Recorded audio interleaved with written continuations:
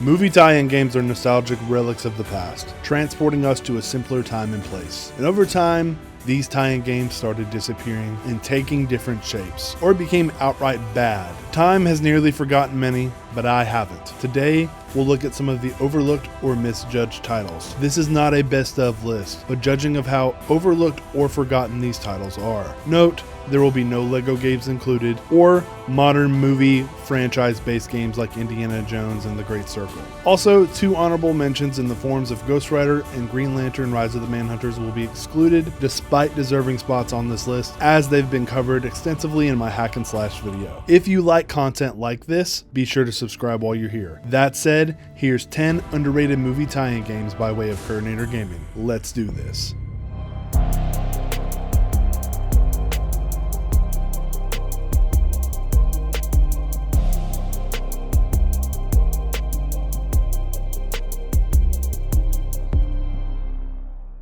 Number 10, The Lord of the Rings, The Two Towers. The greatest film trilogy of all time has a ton of amazing games in various versions across consoles, but arguably, the first big hitter was The Two Towers. You may think, that sold a ton, it's not underrated, and while there's a point to be made there, it's often overshadowed by other Lord of the Rings titles, or for movie tie-ins, people solely focus on Return of the King, which is fine as that one's amazing. But this one built a foundation that was special for the license going forward. They missed releasing a game for Fellowship, so it was wise to make levels covering the first 2 films in this sole game, and being able to play the prologue as unlockable character Isildur, to fighting through Moria, Amenhen, Rohan, and the legendary Helm's Deep as Aragorn, Legolas, or Gimli provided insane replay value. The game was short and sweet, but also randomly difficult. Any level where you had to manage the ladders or defend civilians was stressful. The mix of up-close melee, ranged attacks, upgrades, and more make it a time capsule of when licensed games really tried. Mixed in with many of the actual cast,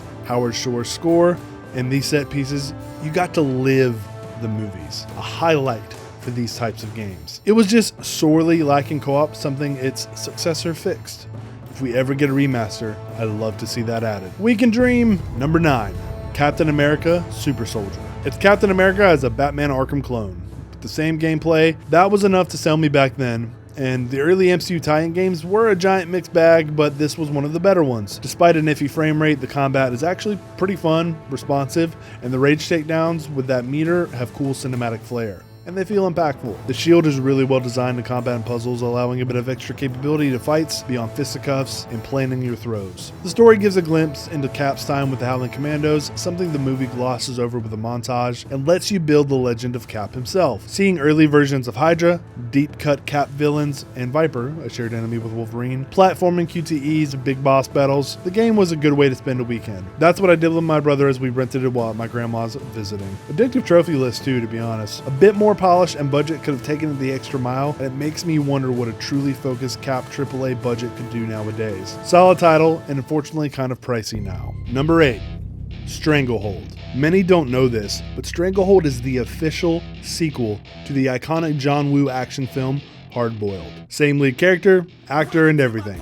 Crazy, right? It's sort of a Max Payne clone with very arcade-like shoot-'em-up levels, slow motion bullet time, environment, interaction and destruction, ultra violence, and a simple story that I can remember anyway. It included a brilliant first-person bullet time mode where you could precision aim and follow the bullet to the target, sort of stealing that from Sniper Elite, but it was insanely addictive. And on top of that, it had an online versus mode with all the classic matchups. But like many games of the time, it didn't have split screen, unfortunately. I remember this being a very popular demo on the PS Store when it came out in general, and for me especially. I couldn't afford new games often at the time, so I replayed demos over and over and over again, and this is one of my most top played, so that initial mission is burned deep within my memory. But the general gameplay of this is just so much fun, and it never gets old jumping backwards in slow motion down a flight of stairs while shooting the enemies coming at you. The collector's edition, which you can find as cheap as the standard most of the time, at least once upon a time, was really unique as it came bundled with Hard Boiled on the same disc. You just hit a button to watch the movie at the main menu, and for a long time, it was the cheapest way to get Hard Boiled as it was out of print. Gosh, I miss stuff like this. Good game, funny physics, very violent. Go play it. Number 7. Battleship.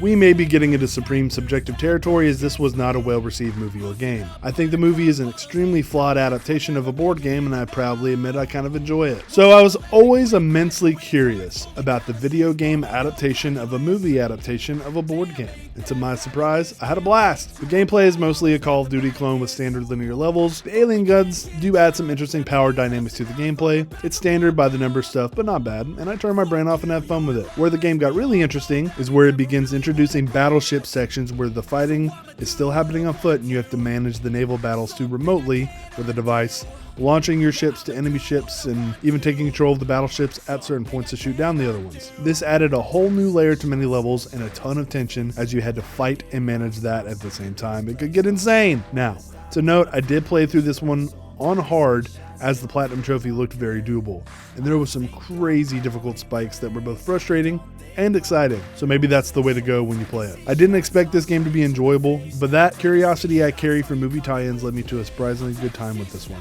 It paid off. Number 6, Watchmen. The End Is Nigh, Parts 1 and 2. Watchmen is arguably the greatest comic book ever written, and the movie, while divisive, was quite the conversation piece when it came out, and even today, I personally love it. I remember the demo for this one and kind of brushing it off and picking up a disc copy later since it contained both parts of the game, which was silly that it was released that way, and the director's cut of the movie. That release strategy hurt it in my opinion, but now to be clear, it's not very long, it's somewhat repetitive, button mashy, and maybe not the most responsive. But there's something to be said about bashing thugs into the pavement as two of the coolest characters from Watchmen. A larger roster would have been welcome, but the co-op mechanic is neat, as are the multiple endings, plus a versus mode. The story was surprisingly decent as it ties into the larger narrative, and again, the simplicity and linear push the game gives you made it hard for me to put down over a weekend. It encourages you to keep going as a hidden gem. I bet most haven't played it, let alone heard of it, but if you find a decently priced copy and you like Watchmen, give it a shot. There are far worse ways to spend your time with a fun gameplay loop like this one. That combat is kind of satisfying, not gonna lie.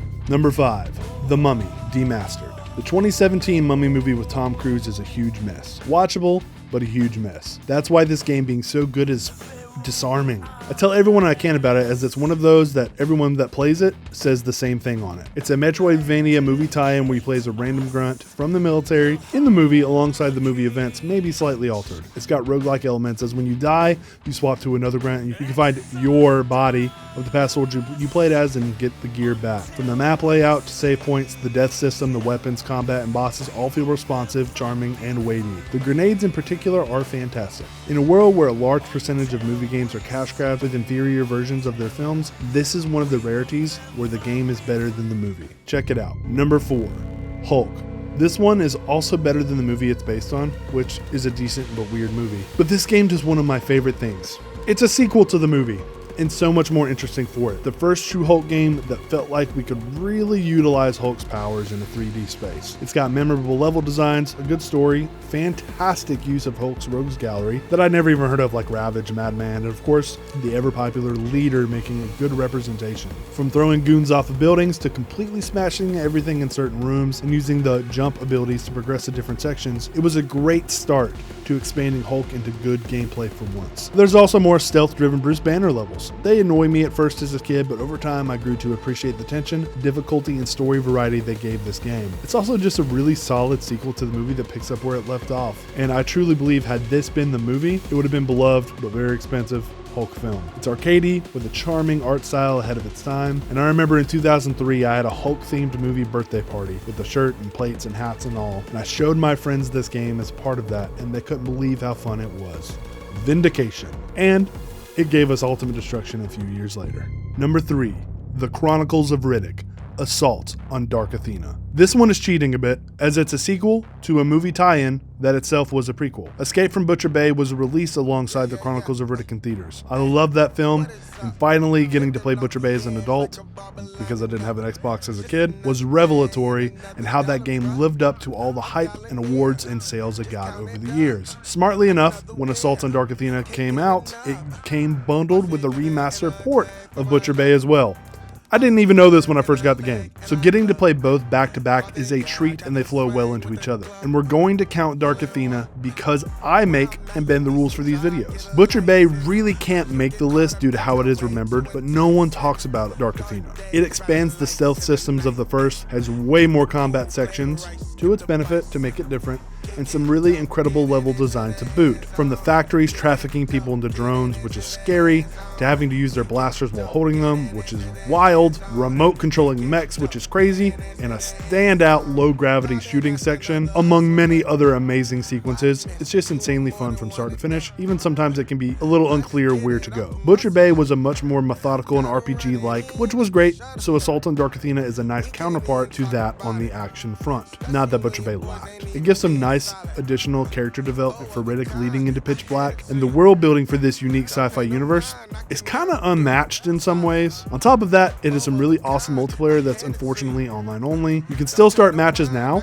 but there's no one to play with, and you can't add bots, which is silly. No split screen either. But it's one of the earlier examples of an asymmetrical multiplayer game, as one of the modes has one player be Riddick and two other factions as military grunts fighting. And if you kill Riddick, you become him. The way these levels and maps are designed around this is pretty sick too, and how they utilize shadows for Riddick's abilities. Escape from Butcher Bay is an all-time great, but Assault on Dark Athena is a forgotten but worthy follow-up. Also, those titles are just so cool and unique. With a new Riddick film coming soon, I always hope we can get one more game to make a trilogy. Personally, I'd set it after movie 3 and before this new one, and explore the remaining story of the Necromongers unless the movie does, which is doubtful. But we'll see how that goes and how this ages. Pause. Alright, this is where the importance of the video title comes into play. This is not a best of list, but covering surprising hidden gems you either don't know about or wouldn't expect. Number 2, Dragon Ball Evolution. I know. Don't leave. Hear me out. One of the worst films ever made. Truly despicable and such an insult to the franchise that I deeply love. It even pushed Toriyama to make Dragon Ball Battle of Gods and Super, so maybe we should be thankful. But truly, awful, terrible film. Truly. But the tie-in fighting game for PSP?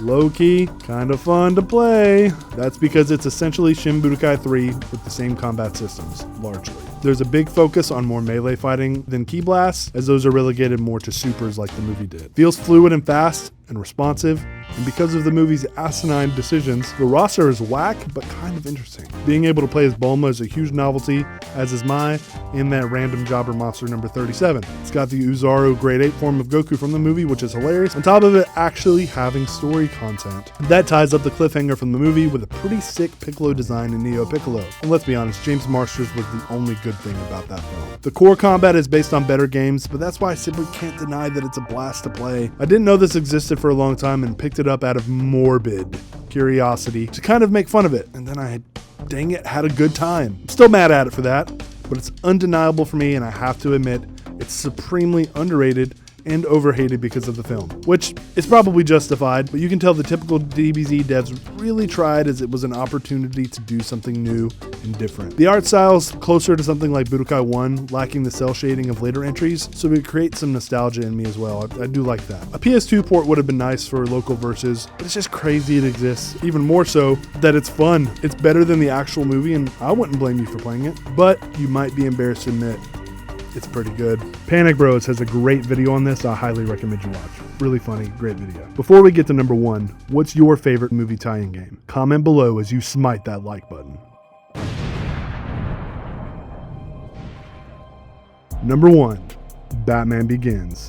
The Nolan Batman trilogy needs no introduction. Batman Begins itself is one of the best origin story films and revived his movie franchise. The fact that we didn't get a Dark Knight game as it was canceled is a tragedy, as is The Dark Knight Rises only being a mobile game. Because Batman Begins the game is not only a good movie tie-in, but it's one of the better Batman games outside of the Arkham series, if not the best. In many ways, it's a precursor to the Arkham games in ideas as well. From the stealth mechanics to the multiple person combat, utilization of the Batmobile, using fear, inverted takedowns, and platforming. There's a lot here the Arkham games lifted and perfected. That boy Aqua has a fantastic video breaking this down at length. The game is very linear as it is based on a movie, but there's something special about playing through the alternative movie events, fist fighting Scarecrow, playing as Ninja Batman or Bruce Wayne in his house, building up the fear meter, seeing how Batman shimmies around, and the combat was really satisfying at the time, even if it's aged. It wasn't as clunky as previous games were. The takedowns were so cool, as were the interrogations. Seeing the boss battles now, they